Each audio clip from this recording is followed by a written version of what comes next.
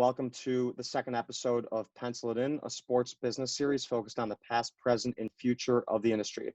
I'm your host, Jacob Pincel, and I'm an alumni of the University of Michigan Sport Management Program. The goal of Pencil It In is to have informed conversations with front office executives, industry professionals, and athlete entrepreneurs about diving into the growing business of sports. So now I'm going to introduce our second guest, another alumni of the university, Jon Paley, founder of The Vault. How about I show this? You've been waiting like, 20 years for that joke? Can we have our ball back? Hold on. That's government property. Could you sit down? Your mother is going to be taken.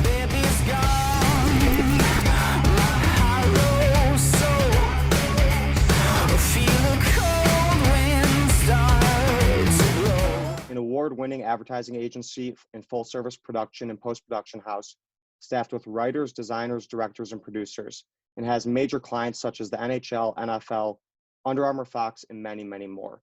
Jon, thanks for joining us today, and how are you? I'm good. Thank you for having me. I really appreciate it. And how are you feeling about Michigan football coming back and things are starting to turn in the tide of sports? Yeah, no, I mean, I was excited to see that it was heading in this direction. You know, obviously, I'm just rooting for the best. I want them to have a safe and successful season and hopefully a complete season.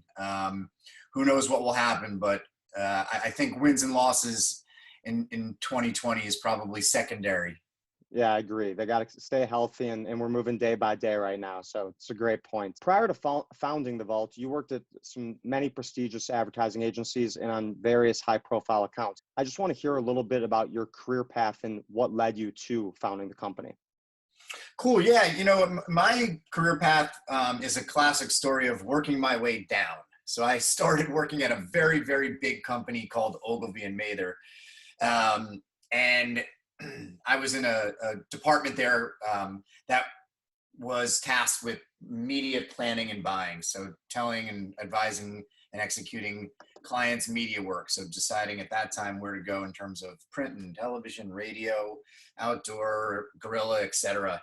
And that really wasn't for me. I was very distant from the creative product. So I wanted to get closer to it. And I received an offer from a smaller firm called Cliff Freeman and Partners, which was a division of a much bigger company called Saatchi & Saatchi. And that was a great experience because it was a relatively small but very successful creative shop.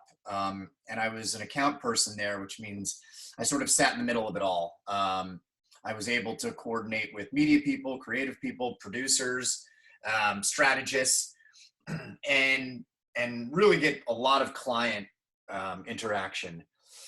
And we won Agency of the Year a handful of years in a row that I was there. So it was a really amazing time to be in the industry. And one of the accounts that I worked on was Little Caesars, which I'm sure you're familiar with. And if you and your audience knows about the historic campaign, you know, you'll realize it's one of the more storied creative successes in the business. So that was amazing to be a part of. And while I was at Cliff, I had gotten to know a lot of different production companies, directors and producers, and I was poached by one of them to work at their production company. And so I went and I did that. You know, that was a business that I was really eager to understand and learn about the life of filming commercials and getting to know directors and getting to know the process of how to bid jobs, how to produce jobs, how to execute jobs. And while I was there and getting my PhD in production, and that's really what I got because it was a very hard charging company, very fast pace, which is really in tune with the industry. I was able to help write some ideas. Directors would get scripts from other advertising agencies and they would be asked to bring ideas to the table. And then the directors would come to me and ask my opinion, and I would sit with it and develop some ideas. And that went on for years. And it was really just an amazing way to not only stay current in terms of conceptual development, which is typically the agency side, but it was just great to be able to merge those two disciplines of the production company, which is tasked with executing the idea, and an advertising agency, which is tasked with coming up with the idea. And I was able to do both. So after that, I actually got an opportunity from an old boss to come and do both, do the advertising agency and production company thing. And I did that at a company called Curious Pictures, ultimately becoming a partner in Curious Holdings.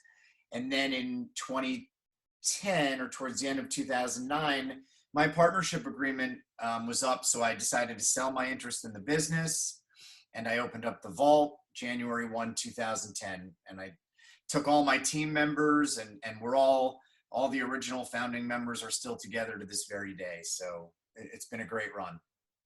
Yeah, makes sense. And that's great to hear. I've actually watched a lot of your guys' content, and there's something really special about kind of like the authenticity behind it. And it really is differentiated from a typical advertisement you'll see, not just in sports, but really surrounding any entertainment, whether that be on television or digital.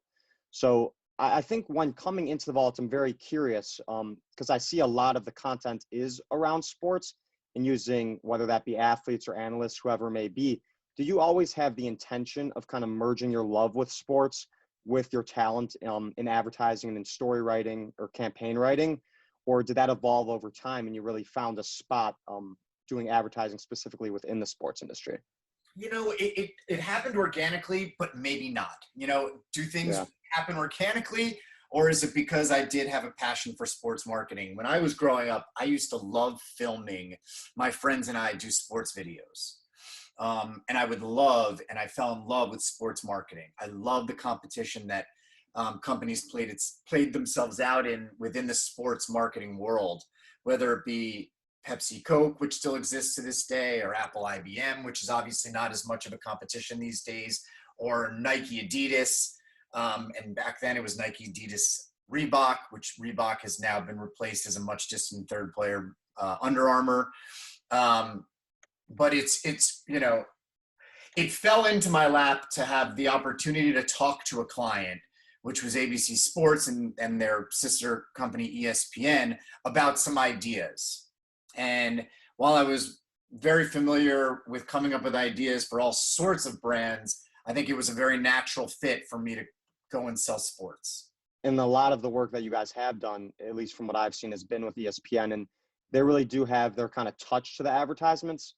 I know like the This Is ESPN campaign that's been running for what feels like forever now is just one that really hits home and everybody loves to see. When you see that, you know what you're in for.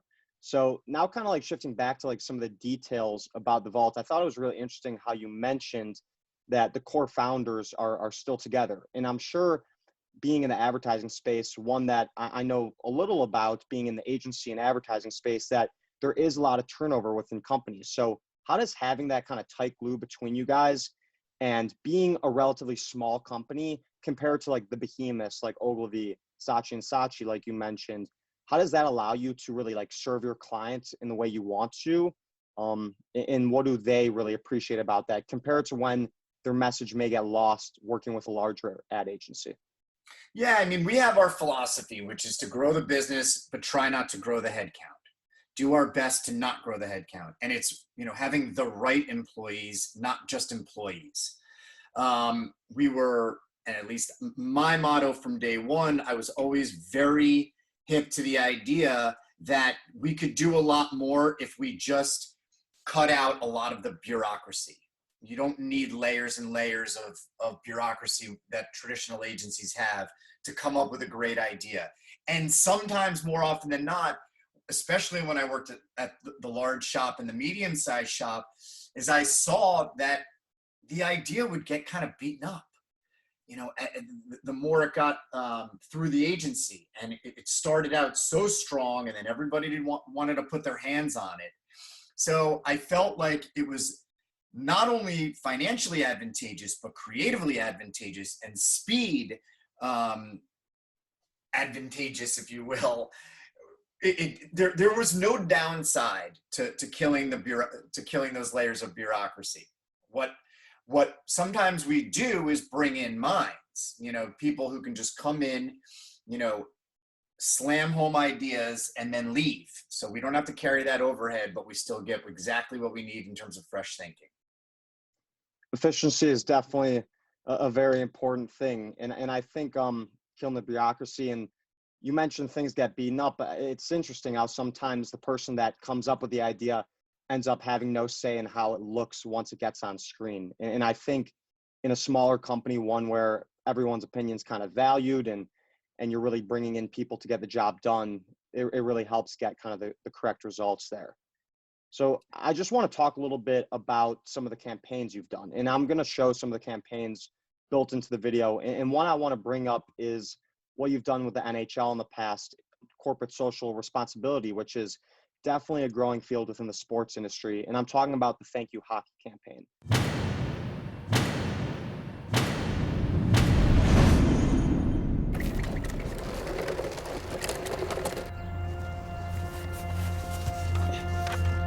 Thank you, hockey. Thank you. Thank you, hockey. Thank you for teaching me about teamwork And hard work. Thank you for the mornings on the lake. And the nights in the rink. Thank you for today. And for what it's going to give me tomorrow. When you're doing a CSR ad campaign, have you seen kind of more of those arising recently, whether that be around COVID-19 or social justice, or what's the affinity for that from brands during this time? Well, it's centered around social good, and that can expand into several different areas. That can center into diversity and inclusion, that can center around the environment, or a multitude of other really good causes that are very important for marketers to, especially in 2020 and beyond, to be not only financially invested in, but emotionally invested in. And I think Nike's done a terrific job in terms of the current social movement with Black Lives Matter, which is just so important. They've done such an amazing job at being not only authentic, but being such a leader. You know, to me, the work that they've put out, not only the money they've put behind behind it, the star power they've put behind it, has really been, to me, the ultimate case study in how to handle social good on a large scale. And the NHL at the time, you know, this was a very important project for them because hockey has a bunch of hurdles. You know, people consider it to be not necessarily a diverse sport. People consider it to be somewhat of an affluent sport. People consider it to be more of a suburban sport. People tend to think that once you play hockey, that's all you can play at the youth level. You really can't play anything else.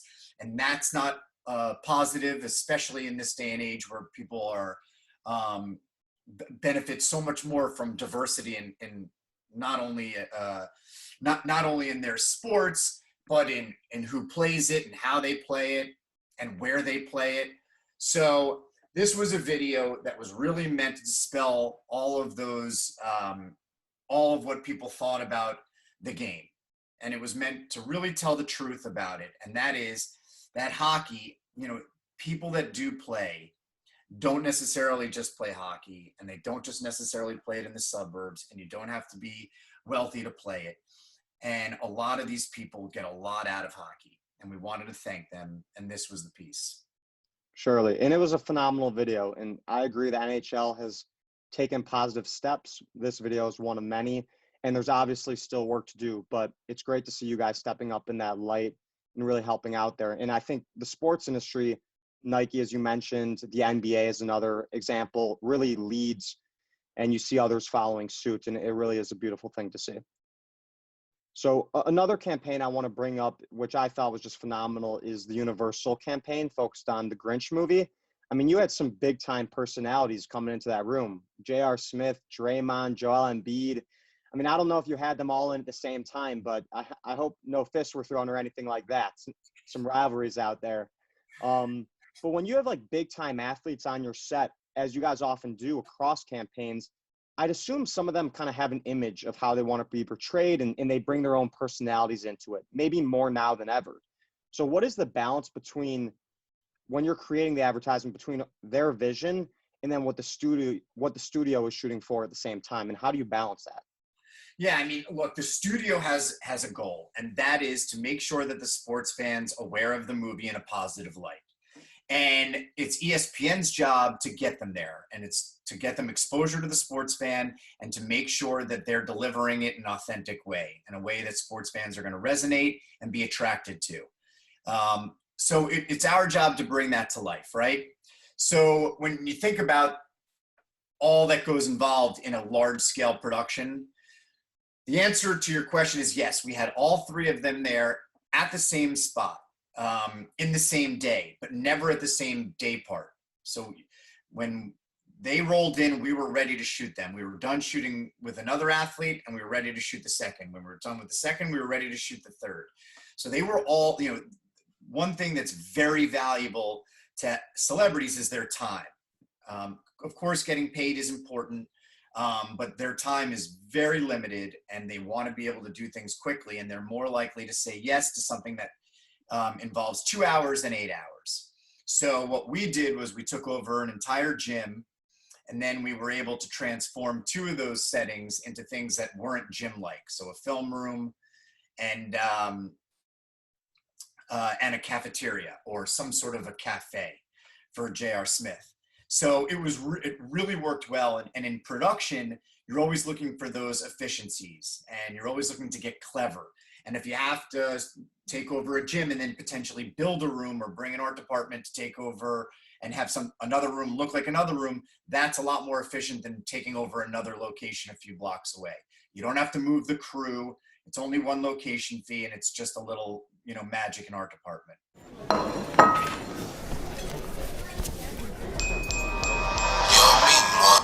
JR, Grinch here. Grinch? Let's talk about last year's Game 1.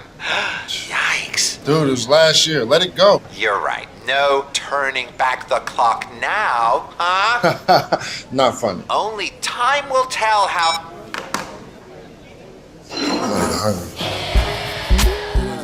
On a larger scale, when you're talking about movie and television show production in the post-COVID world, they're going to have to figure out ways to be more efficient in terms of space, in terms of time when doing long days of production. Yeah, the COVID production world, I think, is changing for the better. So smaller crews, but bigger spaces so that you can socially distance. You're adding just one extra body, and that is somebody who can just maintain COVID regulation. So it's basically a COVID compliance officer. And then you have some natural things, the director. So people that have exposure to talent would be limited to just the director and hair and makeup, things like that. Everybody on the crew will always be equipped with PPE. Talent will always have their own dressing room and drive themselves to set or travel themselves to set so that they have they're in control of their own environment. Another concept in campaign that you guys have done, which I thought is very interesting, is a lot of the work with Fox Studios centers around movies, whether that be Jurassic World, Taken 2, and others. And I did love seeing Benny the Bull in one of the commercials. As a Bulls fan myself, he's the best mascot in sports, and he has a larger TikTok following than many leagues, or at least he did at one point. So that was always interesting to me. But it seems like you guys really do kind of look to produce a differentiated type of advertisement, one with kind of more excitement and build up, and one that you're watching and you're like, whoa, I never thought this person in a TV show would be with this athlete. And it really is very interesting. But working on those movies, how do you kind of look at that differently than, for example, doing like a standard car commercial or insurance commercial? It's mandatory. We create work that is entertainment and involving the product. That's our secret sauce, if you will. And if it's not entertaining and it doesn't involve the product, chances are it's not a very good idea. And with the Grinch, I think that was a terrific example of how do you bring in athletes and expand the relationship from their world into the Grinch's, and how do we connect those two? Because after all, the Grinch is the star of the movie, and the athletes are very well recognized on the medium, which is ultimately ESPN. And so creating that dialogue and bringing and connecting those worlds will inevitably be a home run. And oftentimes you find with these athletes that they are a lot funnier than you may expect. And I think the little dig you guys did on J.R. Smith's 2018 missed shot in the finals, as a sports fan and NBA guy, I mean, that was hilarious. And we all remember that moment. So seeing them kind of make fun of themselves, it's always a good time. Well, and it's important too, because Tom Brady did a very similar execution where he kind of put his Deflategate to rest in a good Foot Locker commercial. And we really wanted to, it was, not too off that game when we did this idea. And we wanted to kind of put it to bed. And I think JR was very hip to it. And he saw the script and he was like, yes, this makes sense, because in a fun way, I can poke fun at myself and sort of agree, it was a mistake. I admit it. We can all laugh about it now. All right, everybody, and that does it for part 1 of episode 2, our interview with Jon Paley, founder and managing partner of The Vault, production and post-production agency based in New York City. We'll be back Thursday talking about college football and the tremendous value in the ad space. We'll talk about print advertising versus digital advertising, how social media may impact that. We'll cover some advice for young professionals and people looking to get into the space, and Jon has some great stuff to say there. And then lastly, we'll cap off with Jon talking about some of the talents and athletes that he's worked with in the past. He'll provide some funny stories and enjoyable moments, and you really won't want to miss that. Thank you so much for tuning in, everybody, and have a great day.